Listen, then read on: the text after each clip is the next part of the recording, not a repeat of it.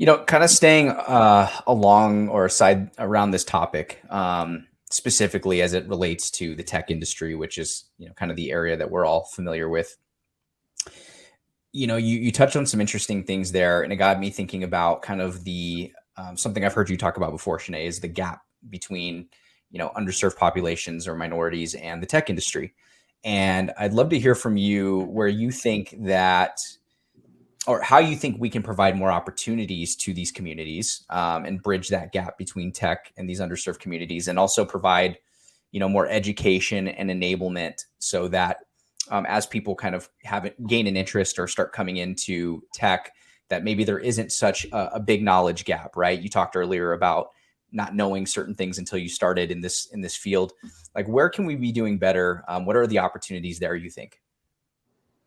Yeah, so I want to start with first what we are doing well. Some of the areas where we're doing really good at, and that is, so my husband is like the biggest person to see people for them, not for what they look like, and he 100% taught me how to do that just by looking at him. His mentor is a white dude, and I love it because it's not a matter. It doesn't when you're a black man and your mentor is doesn't look like you or is a white guy, it can look like um we are still considered below, but that's not the case in this duo. In this duo, they're teaching each other.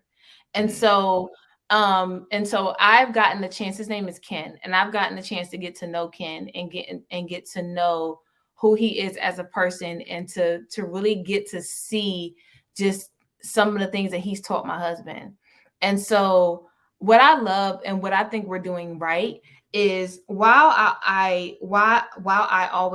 always an advocate for the underserved populations and the minority communities. I do recognize that it's not everybody that wants to see us fail. It's not everybody. There are Mhm. many people that want to be allies and that want to teach and all of that. So it goes back to one of my earlier points about having early access to certain things.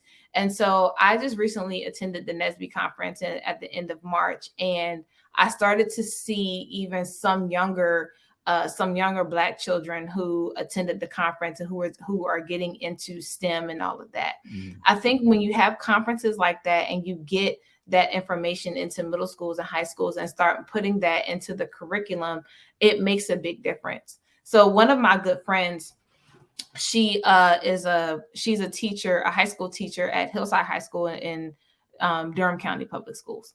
And so she invited me to be a guest speaker to one of her English classes. And I literally just did a rough draft of like an engineer, like salary package for him, or just kind of an example of what an engineer could possibly make, or a PM, or whatever, if you wanted to get into tech.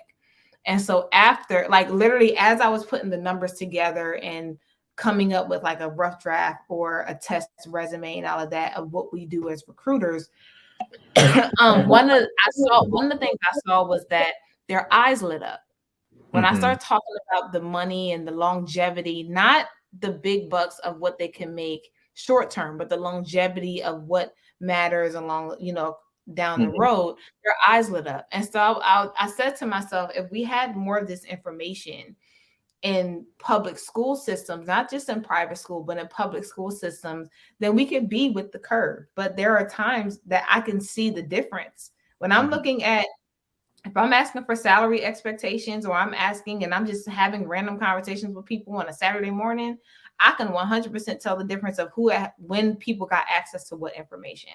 Mhm. And so I think if we have early access, then just same thing with early detection. If we have early access, then we can get ahead of the curve. Yeah, that's great. It's almost like instilling a mindset, right?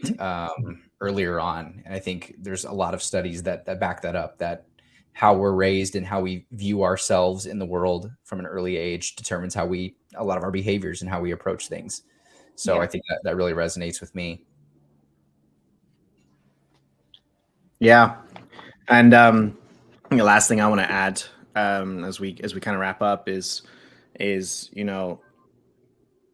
I think it's really important that, Shanae, you're obviously doing it. You're a role model for many people in your community and other communities. I think it's important for people to overcome that fear. Perhaps not everyone is an extrovert. Not everyone is a born speaker, or motivational speaker. But if you've found some sliver of success in your career, it's important for you to advocate and speak up for your community, and for all communities.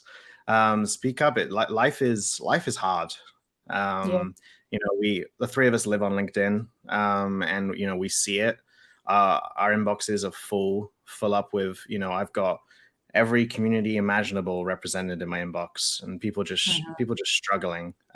Same. And right, and I think it's really important that, yes, a lot of people will find Shanae inspiring, Andrew inspiring, perhaps myself, but it's definitely important for those people out there that perhaps haven't stepped forward to do that, and to be a voice for others.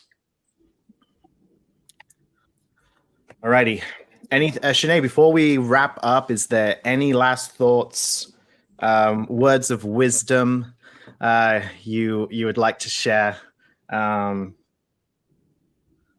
pressure, Sure. but if there's anything left on your mind. So the one thing that I think is really important for people to understand, no matter what you look like, no matter where you come from, is to please.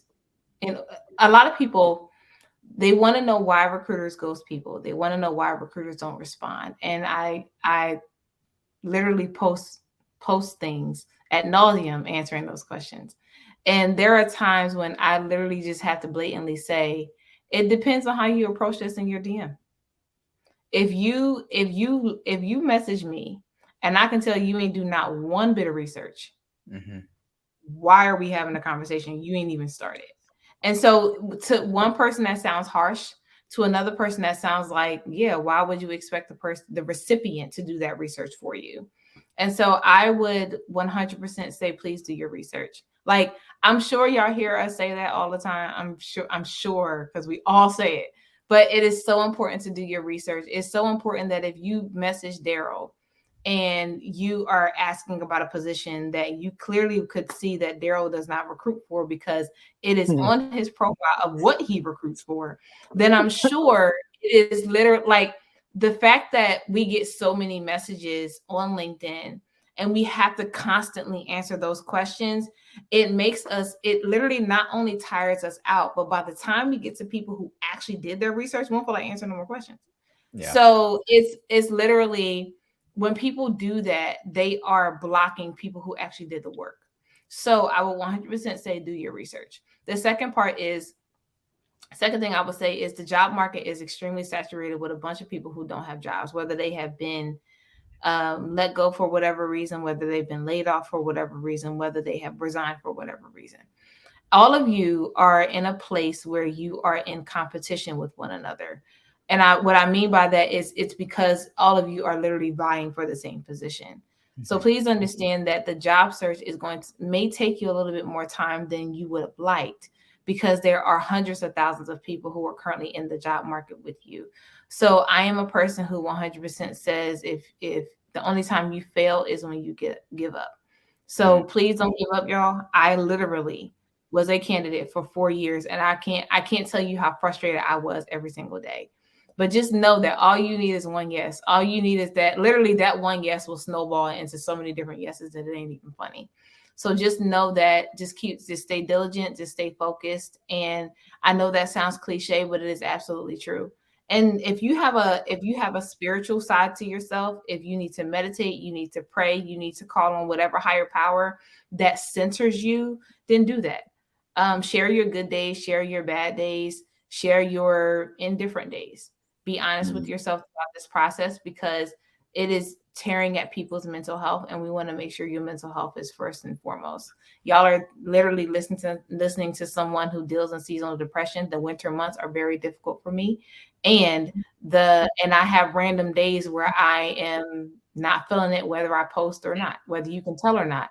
There are many days where my husband will look at me and go, "Where are you?"